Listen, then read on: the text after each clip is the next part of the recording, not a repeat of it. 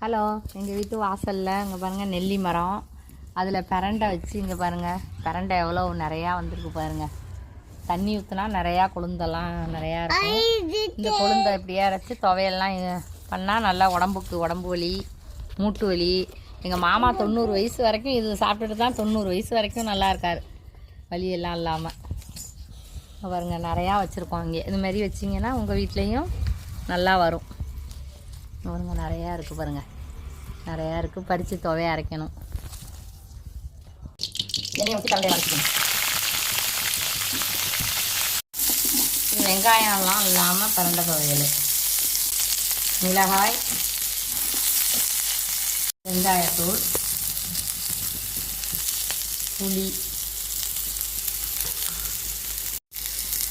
உப்பு.